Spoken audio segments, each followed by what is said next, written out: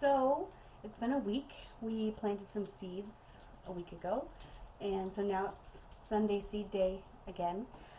We're going to plant some seeds. I've got a couple of updates. First of all, question is, should I move the tray or move my camera? I'm going to move the tray. These are the seeds we started last week, and you see all the little baby greenies? Look at them. So cute. Happy birthday, seeds. There's some more back there. The lettuces pop up super fast, so they're coming up. Now, some of these I might thin and pull out the extras, but I think it's too soon to do that. I'm going to let them grow a little bit longer before I decide what to keep and what to let go. Generally, if you're going to thin seedlings, you want to cut out the ones that are sort of smaller and less healthy looking and keep the stronger, more robust looking plants. That makes sense, right? The other ones have not come up yet. The rosemary, the eggplant, and the leeks. And that's normal. Like, that's understandable. That's just what happens. I do have this lettuce mix. Nothing has come up from this one, but a bunch came up from that one. So I don't know, did I maybe just not plant them? Like, maybe I forgot to fill this tray. It's sort of weird because it's the same seed packet. I don't know why it wouldn't have come up. But that's okay. So we'll just leave it until next week. If there's still nothing up, then I'll plant something else there and just use up that tray. Now, you can yell at me. I bought more seeds since we talked last, or at least I received more seeds in the mail since we talked last. So I need to go through these and put them away. I keep glancing at myself to make sure things are in the frame. And get these put away. And if I want to grow them this year, I have to add them to my plan. I have to look at my chart and see when they need to go in the tray or in the ground. So they need to get filed. So I thought that is actually a good opportunity to show you what I do. So I'm going to push the seed starting tray out of the way. And I'm going to turn the camera around so you can see a little better. You'll see my hands and what I'm working with, so you can see what I'm doing, hopefully. I'm going to start by showing you what I got. These are all from Baker Creek, or it's rareseeds.com, I think is what it's actually called. They have a lot of unique things that you can't find in the store, so that makes your garden unique. So people walk by or they'll see it and go, wow, what is that? That's not why I do it, but I go, wow, what is that? I want to grow it. So that's what we're going to do. So these are Bloody Mary nasturtiums. I just really like the variation in color. And then I got these Tip Top Rose nasturtium. Also, again, just really pretty, like pinks and oranges. Every time I order from Baker Creek, I have to buy some zinnias. Eventually, I'll have all of their zinnias. But these are called Macarenia. I don't know. Macarenia. Macarenia? Your guess is as good as mine, but it's beautiful, whatever it's called. Some more lettuce, because again, I was low on lettuce seeds. So I wanted to get some more because I plan to plant these in the garden directly. So I'll sow them directly into the soil once it's warm enough.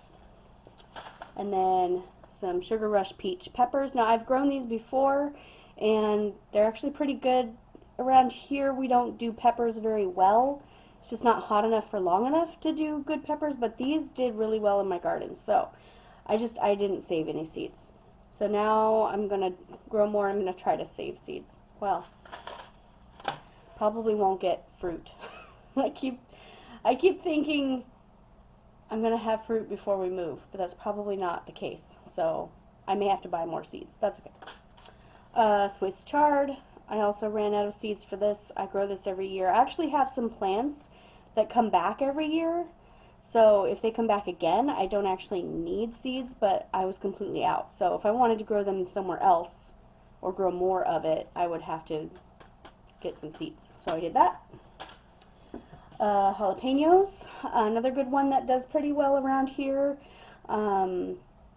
The problem with jalapenos is when they're green, you actually tend to harvest them green, so you can't actually save seeds unless you leave them on the plant to ripen, and then you can save seeds from it. So I didn't do that this year. I definitely needed some, so yum. German chamomile, also again, I just didn't save seeds for that, and I want more. This makes excellent tea. It also just looks really beautiful in the garden. And it smells amazing every time you walk by. Just like rub your hands or brush your hands over it while you walk by. Oh, it smells so good. And this was my free seeds. If you order from Baker Creek, you get a packet of free seed. I already have 2 of these. Now I have 3. But, you know, it's tasty, it's food, it's free. I'm happy to have it. Okay, so we're going to get started on filing these. Some of them I don't actually need to file because I'm not growing them this year. So let's go and look at what I'm growing. Let's see. I don't need to, these can go away in my other seed bin. Do I have, let's look at chamomile. Okay. We're going to look at chamomile to start with. So every seed packet has a front and a back. Most of the information is on the back. On Baker Creek's. We have a lot of information here. I doubt you can see that on the camera. There's just this cheap camera. I don't know how to get it to focus. It only autofocus. It only does autofocus. So I can't tell it what to do. I'll just read it to you. It says, sprouts in 10 to 14 days. Ideal temp is 68 to 85 degrees Fahrenheit.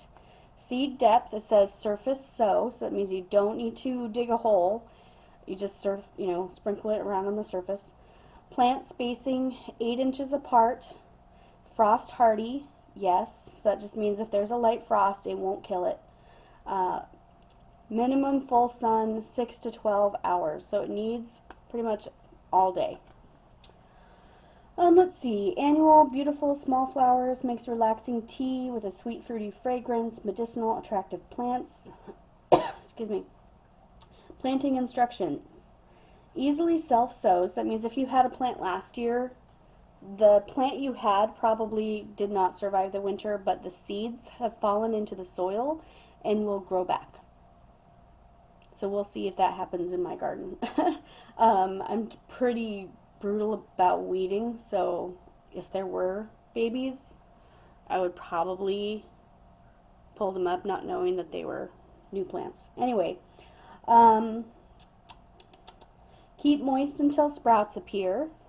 Seeds require light to germinate. This is one of those exceptions I talked about last week. That's why you just sprinkle them on the surface, and then you have to put them under light, whether it's the sun or a lamp or whatever, in order for the shell of the seed to break down so that the plant can come out. Water's not enough. It needs that sunlight, the UV, to break it down. Let's see. Set out transplants. Oh, sorry, I missed a part. Do not allow them to dry out. Again, they need moisture. Set out transplants after last frost of spring or when plants are large enough to handle, or direct seed after frost. Cut back immediately after blooming to encourage reblooming. So this is one of those things, the more you pick, the more flowers you take, the more flowers the plant will produce. So this is one of those things you harvest heavily. Pull them off all the time. Every time you walk by, if you see flowers, go pick them. The bees will get plenty from it too, which is really nice. We were looking at when to set transplantation. It doesn't really say. 10 to 14 days. So if it's going to come up in about 2 weeks, I don't want it in the pots for too terribly long.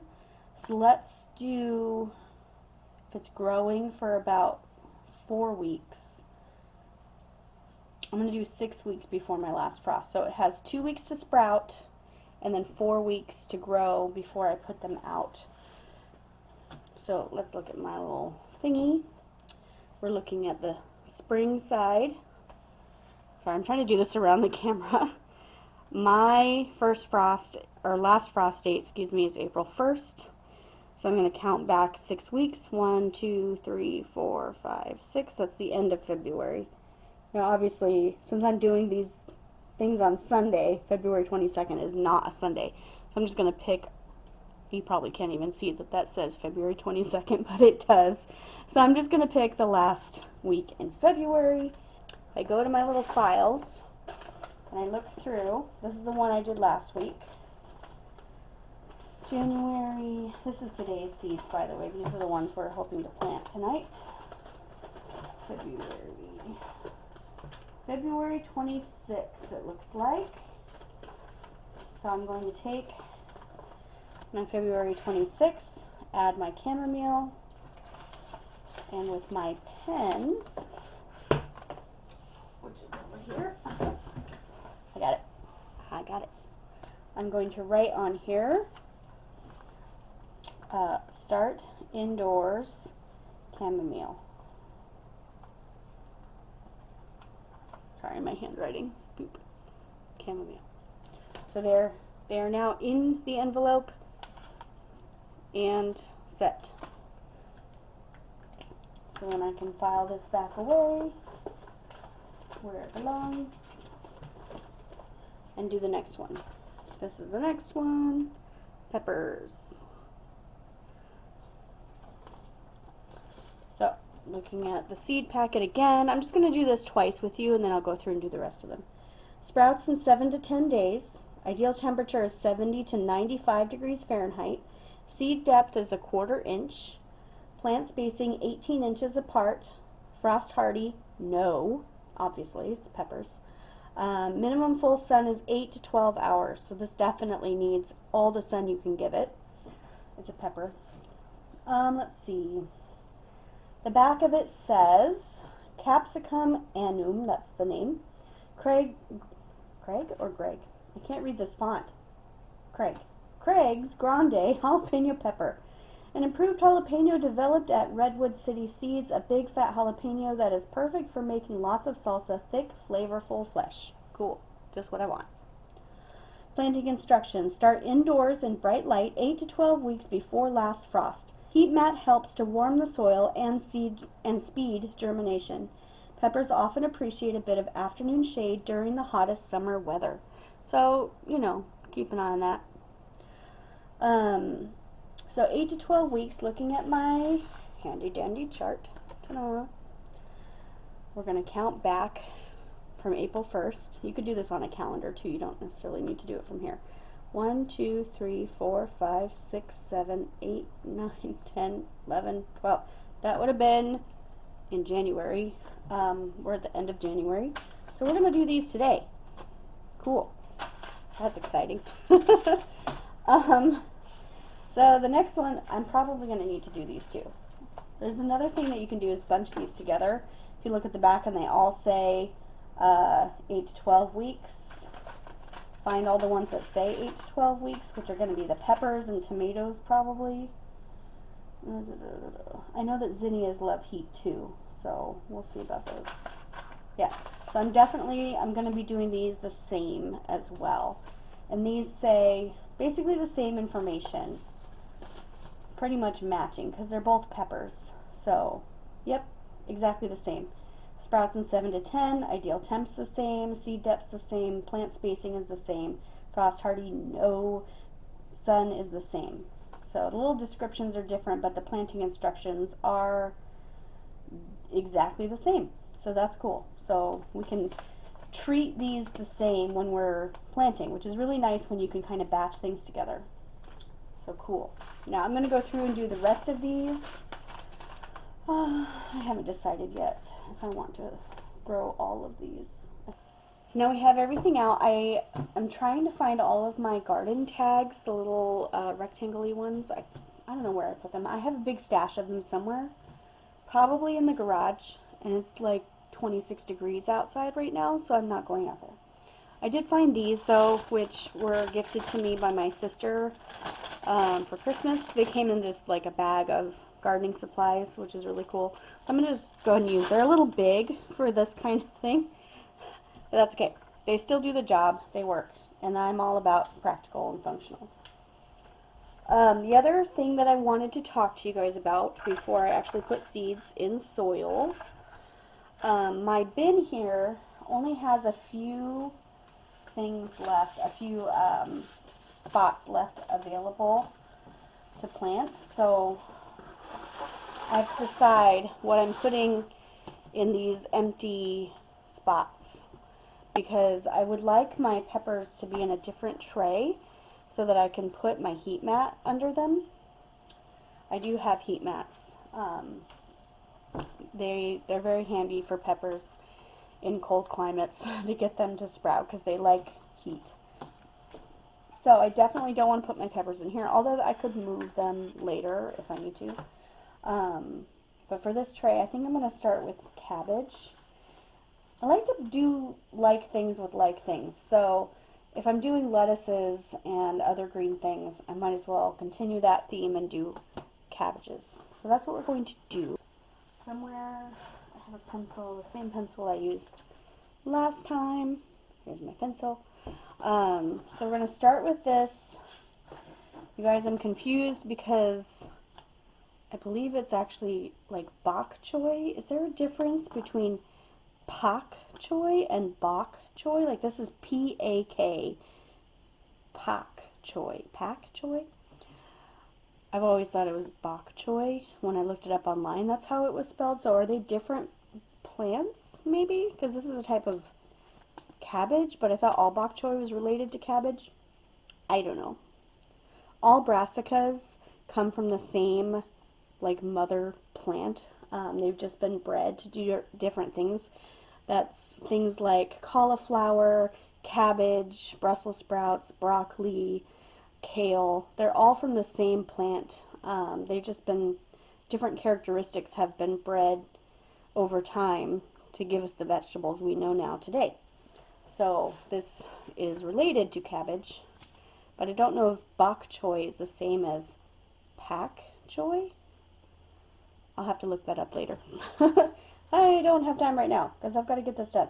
Okay, so we're going to look at this, and it says, I should read this before I start my camera. 2 inches tall.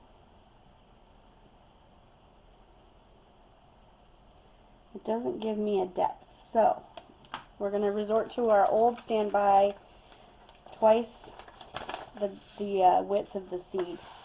Yeah, they're definitely a brassica. Just looking at the seeds, there's little round pellets. That's what all of them look like. Okay, so I'm just going to guess that little divot will be just fine. I am going to put like 2 or 3 in there, which hurts my heart. I hate wasting them, but it is the most efficient way, even if it makes me sad. Ooh, that one just tried to roll away. Go back. Okay. And there's my pak or pak choy. Done. Now we need to label it. Okay. Cabbage. And I'm just gonna poke all my little seeds into their beds. Good night, little seeds. And down to this end here. Next is going to be red cabbage. And the same, because I've done them before, I know that they're the same depth. That might be a little deep.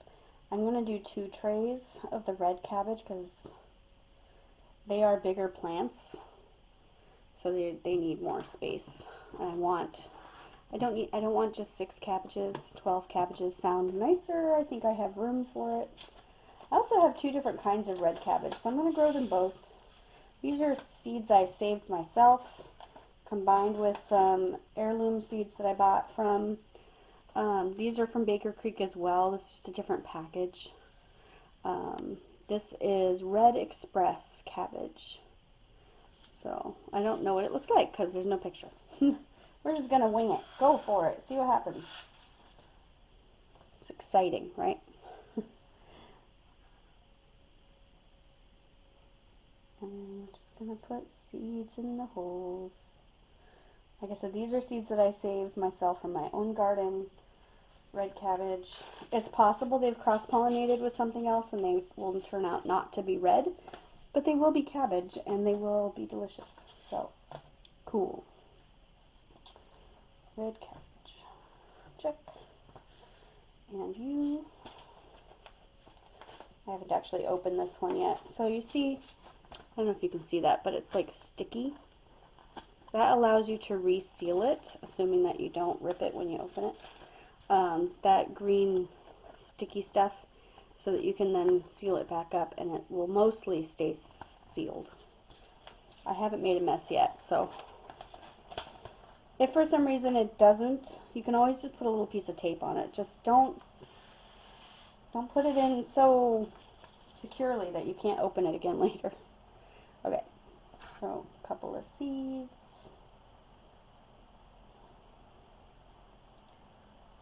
I'm really just putting 2. To the best of my ability, I'm putting 2. This package has 300 seeds, and I planted, if 2 per hole, 12 of 300. Okay. Then we have green cabbage. I'm going to do the same thing. Actually, you know what? Because I want these to stay together, let's do chives. No. Let's do our cauliflower. Cauliflower I just want 6 of, because I don't have a lot of hope. I did grow some cauliflower last year, and I did get some that we were able to eat, but bugs got the rest, so I don't want to devote too much space to the cauliflower. I'm going to do 3 of each kind here. These are early snowball, supposed to give me an early harvest. So I'll just do the first 3 in this. And then the other one I have is called Self-Blanching Cauliflower from M.I. Gardener. And what that's supposed to do, normally with cauliflower, in order to keep it white and keep it from going to seed, I guess, or sprouting, you have to take the leaves and curl them up over them and like find a way to secure them closed or tuck them around themselves so that they stay closed so that the sun doesn't get to it. That's what keeps it white, is keeping it in the shade. So this supposedly does it to itself, so you don't have to. And I think these actually might be the ones that I had the most success with last year, so that's why I am happy to plant them again.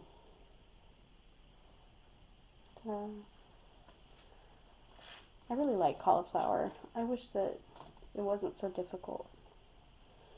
I'm going to pack these down. I didn't do that with this one. I'm going to do that. So exciting. Riveting. And here's my cauliflower one. Now I know from my own experience that when I do a single marker, that means everything down until the next marker is that thing. So all of this I know is cabbage, even though this one is not actually labeled. It's important that you have your own system. If you're not sure, you can always write it down so you don't forget, but I've done this enough times that I will remember that I know that red cabbage all the way down here to cauliflower, so I won't get confused. Okay, now I need a new tray. Ta-da! Okay, so full disclosure, it is really cold outside, and my big seed trays, the black ones, like the bottom tray, are outside in the greenhouse, and it's very cold. It's like I said, 26. Okay, it's 24 degrees outside right now where I am. So I don't want to go out there. So I'm just going to use this Christmas tray temporarily until it's warmer and I can go outside, because I don't want to. It's nighttime. It's 10:30 at night. I'm not going out in the cold in the dark. So we're going to make do with what we've got, and we're going to plant these lovely things.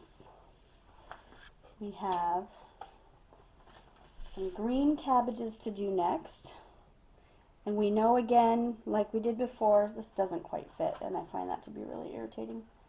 But we need our little 1/4 inch-ish divot in 2 of these. So I will have 12 green cabbages and 12 red cabbages. Again, I'm using a packet of cabbage that seed that I saved myself. They're a little on the older side. They're from 2021, so they may or may not come up. We'll see. I'm just going to do one of these in my home saved seeds. And just for variety's sake, we're going to use these. These are Copenhagen Market cabbage from Botanical Interests. I keep debating what information I should share with you, because I just assume you know what I know, and that's not always the case. So I should probably just talk and see what we can glean from my brain. You can't buy GMO seeds for home use. So don't worry, like if you're buying seeds, you can buy things that are, gosh, I can't think of the word, hybrid. A hybrid is just when a plant is mixed with another plant to make some sort of desirable outcome. Like tomatoes are often hybrids. And that's not necessarily done in a lab. Most of the time that's done in a garden. It's just usually like a massive garden or greenhouse, and hybrids are often bred for production, so they want to grow more tomatoes. They're not always done for flavor, color, size, like all those things that we really love about homegrown tomatoes. When they make these hybrids for production to get more tomatoes, they're not breeding them for those qualities. So that's why we like heirlooms. They tend to taste better. We love a nice big beefsteak tomato because it's big. The problem with those tomatoes and selling them at grocery stores is that the plant tends to produce fewer of them because they are so large. And from my experience, they'll grow a couple really big ones and then a bunch of smaller ones. So you'll get like your prize big giant tomato, and then the rest of them will just be average or small, which is fine. They still taste good. They're not that big. So they're not consistent enough for commercial harvesting, because commercial harvesting is done with giant machines. Sorry, nothing is happening here, so I'm afraid that you're just listening to my voice. So they're harvested with these big machines, and they need to be consistent inside just to like go on the conveyor belts and get packed up into boxes and all those things. The consistency makes them easier to process, basically. Whereas the home gardener doesn't have that issue. I'm not collecting my tomatoes with a tractor. I'm not putting them on a conveyor belt or trying to pack them as efficiently as possible in boxes. So I don't care. If they're irregular and oddly shaped, that doesn't matter to me. As long as they taste good, that's my priority. Is I want them to taste good and be an addition to my kitchen, you know, not just the grocery store shelf. So anyway, you cannot buy GMO or lab modified seeds for home growing, because those are all, okay, so all of those genetically modified plants, you can't buy them for your home garden because they're all like trademarked or copyrighted. That's the word. So you have to buy them as a commercial business. You have to have a license to grow them, And if you get caught growing someone else's seeds without having paid for the license, you can get sued. It's a whole big thing. So when you go shopping for seeds at the store, you'll see them say, you know, USDA organic. Some of them will say, I don't know if I have any yet. They'll say non-GMO, but of course they're non-GMO because you can't buy GMO seeds from the store unless you are a commercial grower and you're buying them from a supplier. That's the only way you can get actual GMO seeds. Can you eat GMO food? Of course, yes. That's why they're being grown by commercial farmers, so that they can sell them to you at the grocery store. But don't worry about that. So any seeds you find at the store are either going to be heirlooms or hybrids. It's going to be one or the other. They're all not necessarily all organic. They may have been produced on a farm that uses chemical fertilizers or pesticides, but they've not been modified in a lab. Let's put it that way. Take it or leave it for whatever your preferences are. Next, I'm going to work on chives. Chives are risky because they tend to spread. They can be somewhat invasive depending on where you plant them. So I'm going to grow mine in a pot. So I don't really need a lot of them because they do spread pretty quickly. So I think what I'm going to do is just do a row of 3 of each, because I have common chives, which are actually related to the onion, and then I have garlic chives, which are basically the same thing, but they taste more garlicky. Alright, so looking at the common chives, looking at the back of my seed packet, this is arranged a little bit differently, you'll notice, from the ones we were looking at before. Different seed companies will arrange their information differently, but all of the same information is still there. So Baker Creek has their data points here on the side, and then the instructions here.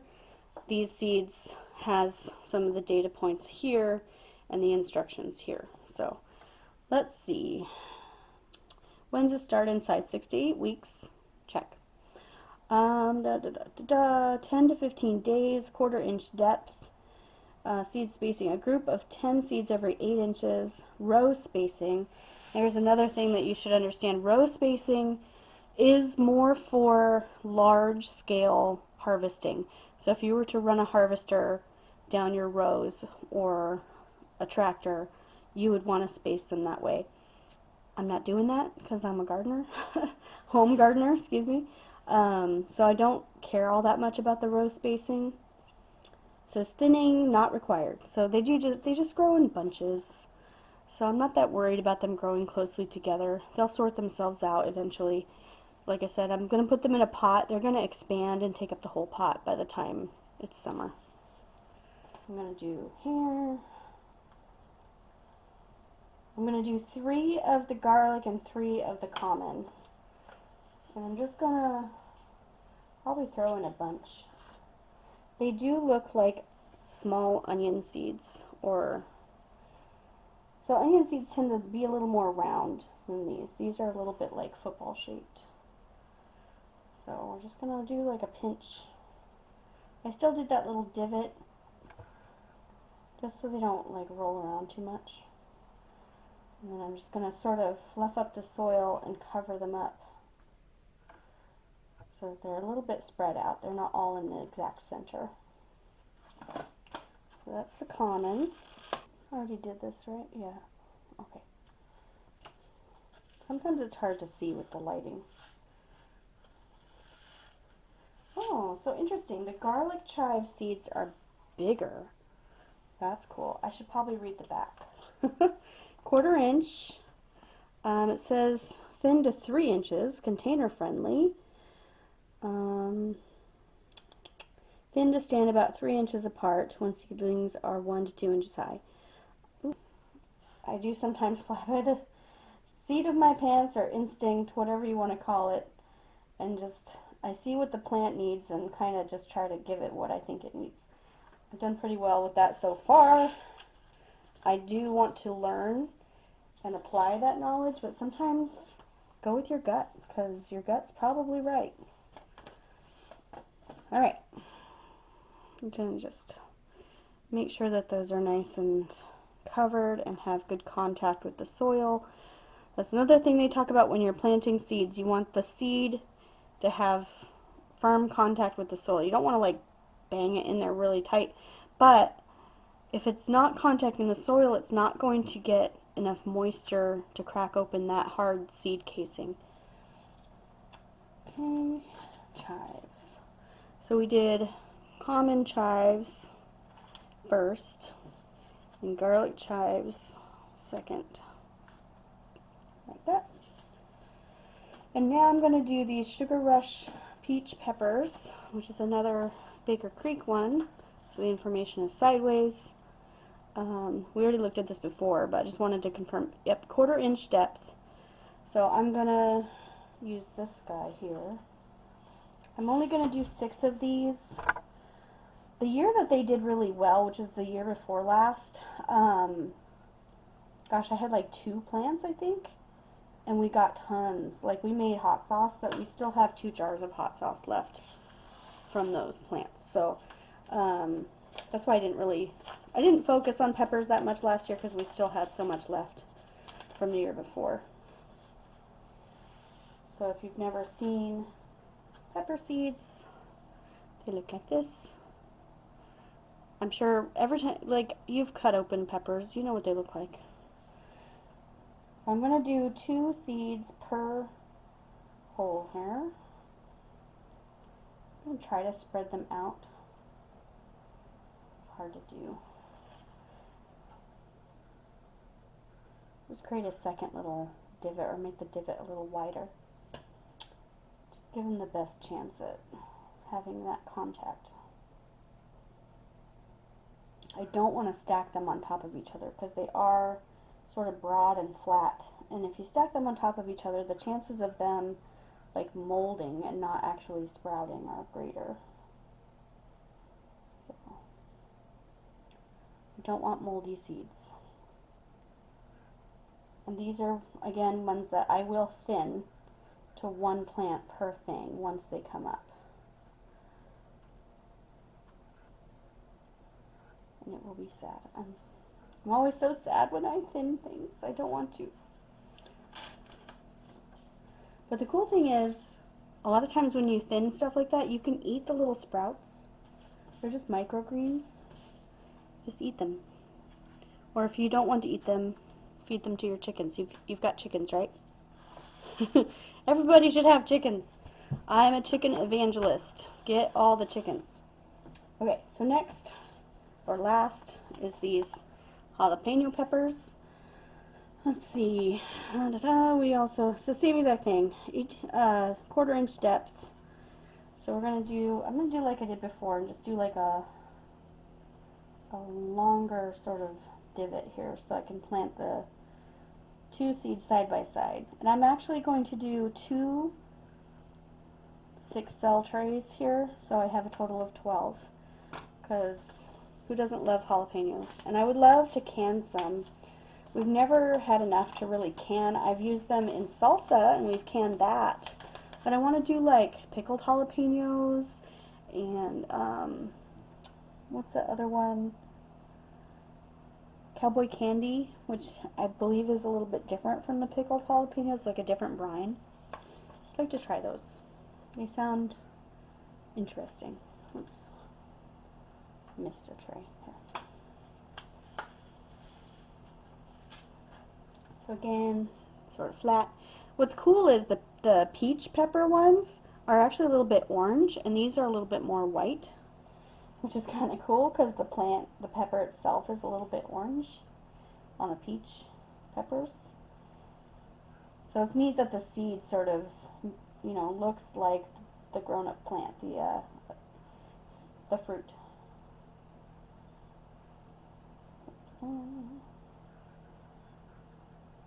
Poking the little seeds in.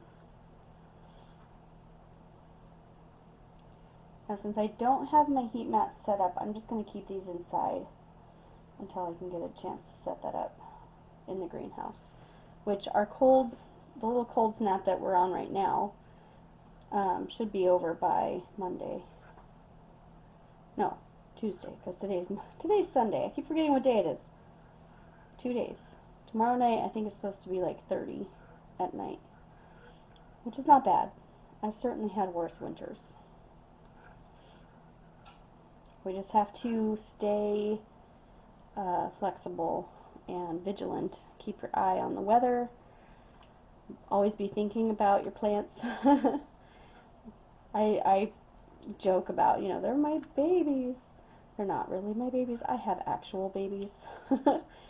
But I do have a certain level of concern for them because I do put time and effort into them, and I want to harvest the food from them, so it matters that they do well. So I do have them on my mind. Okay, everybody's nice and buried, tucked in, and now I'm just going to label. This is sort of a weird arrangement, but I know what it means. If I do this, then I know that all of these are jalapenos. So there's our seeds. Seeds planted, started. Woo! And I will get these in the black tray tomorrow so that I can water them better. I do spray them. I do have a water bottle which I label water only because I use these same bottles for cleaning and stuff, and I label them with whatever cleaner they're in.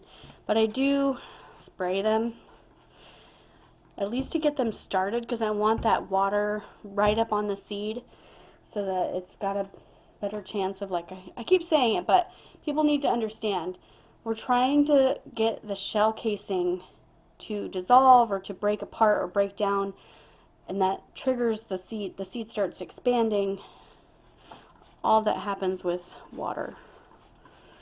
Water, moisture, sunshine. So I just give a couple squirts to each thing, and then I will bottom water, which means putting the water in the bottom of the tray, and then it will wick up through the bottom, through the little holes in here, and the soil acts like a sponge and just soaks the water up, and it will stay moist. Am I allowed to say moist? It'll stay damp for a long time. You don't have to water a whole lot when you're just sprouting. You just need to pay attention to the top of the soil at first, because that's where the seeds are. So as long as the top is still damp, you're good to go. And this little spray will help. Ta-da. I wish my camera could zoom better and focus, because it would be a great example to show you what happens to seeds when they dry. This little, you probably can't see that, hold on. This right here, this little lettuce has part of the seed casing still stuck to the end of the leaves. There's a couple of them like that. I'll sometimes come through and knock the dirt off that's sort of sitting on the top. You have to be very, very gentle. You don't want to just go like ripping the seed off. Jessica says you can lick your fingers and moisten it. I know that's gross, but the combination of the moisture and the enzymes in your saliva will also help break down that seed casing so it will fall off so that the leaves can go. The other thing you can do is just come through and spray it. Keeping it damp will help that casing break down, and then the seed can come up. So just keep them nice and damp and you'll be good to go.